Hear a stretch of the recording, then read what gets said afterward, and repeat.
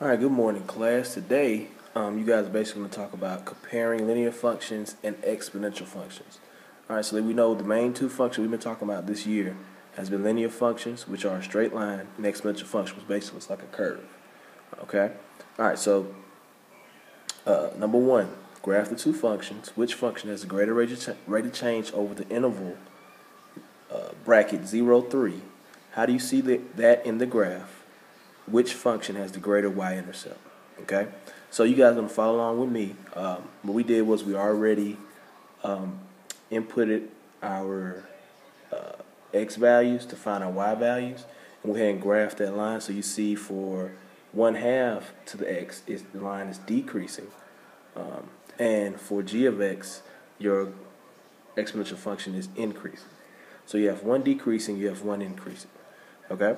So the first thing it has to do is basically find our y-intercept of f of x and g of x. And we know in order to find the y-intercept, you have to basically plug in 0 for your x. We already did that, and we see for f of x, our y-intercept is 0, 1, and for g of x, our y-intercept is also 0, 1. Okay, so let's go ahead and erase that so you guys can see it. Okay, so now what it's asking us is what? You see right here, you have inequality sign and equal sign. In this case right here, our answer should be what? Equal. Okay, our y-intercepts are equal right here. Okay, so now let's look to the rate of change, or the ROC. We know the rate of change also means the slope. And when you see it set up like this, where you have basically brackets, we're actually talking about x1 and x2. So let's talk about your x values. So you're looking at, what we're going to do, guys, we're going to look at the function from 0 to 3. Okay, so let's go ahead and change this color up. And I'm just going to draw a line so you guys see where it's looking at. So we know 0 is going to start from the origin. So look at, matter of fact, let me erase that, get you a better color. Okay. So we know that's 0, and 3 is going to be right here. Okay? All right? And again, right here, 0 and interval 3. Okay? So now that we're comparing these two guys, we're seeing which one is greater, if it's equal or if it's less than. Okay? So if f of x or g of x, let's look at it. So if I'm looking at this, which rate of change is greater? If I'm looking at over here for f of x, I see my rate of change is actually decreasing. Okay, decreasing right here. All right, look over here. G of x is actually increasing at a faster rate.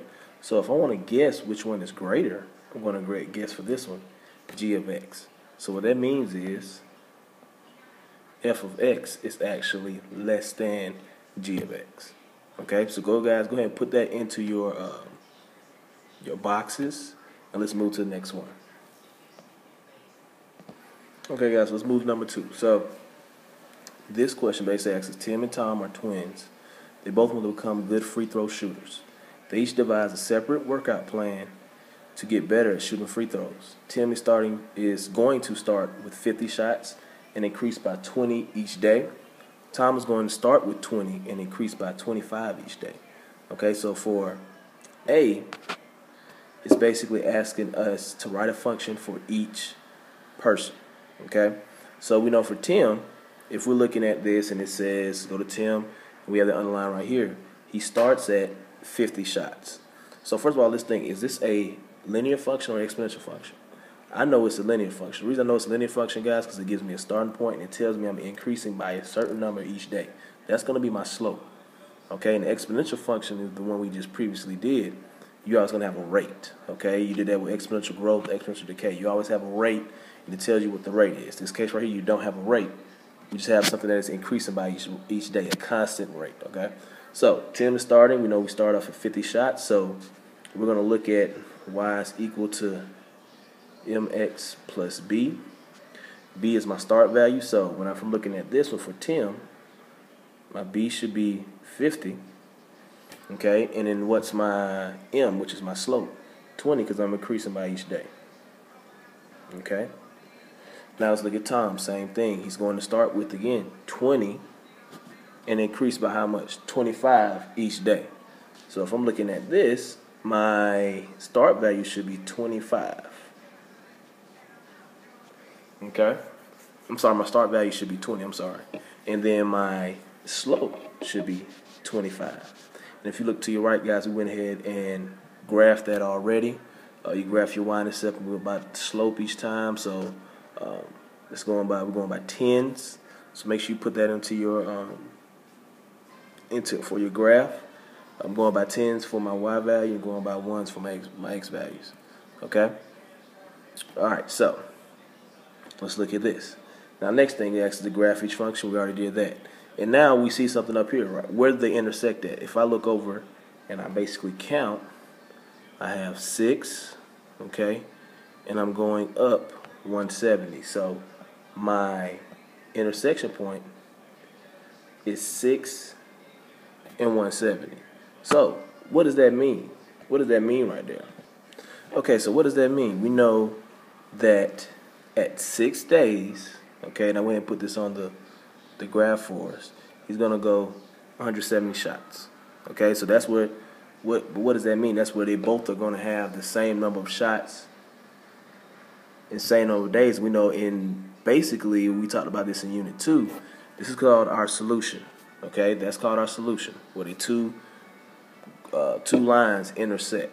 Okay, now what does this mean? If we go down here, like we just stated, after 6 days, Tim will have shot and Tom will have shot 170 free throws, which is the same amount. Okay, so let's look at E. All right, when will Tim shoot more free throws? When will Tom shoot more? Okay, so if we're looking at this, something changes at the intersection point. If I'm looking at this first, Tim actually shoots more than Tom the first 5 days. Okay, but after that they have the intersection point, and then they switch places. So now after that 6th day, going on to the 7th day, now Tom shoots more after week 7. Okay, so after the intersection point, guys, basically they just flip. Okay, all right. So go ahead and complete the rest of them, and I know you guys will do a great job. All right, have a good day.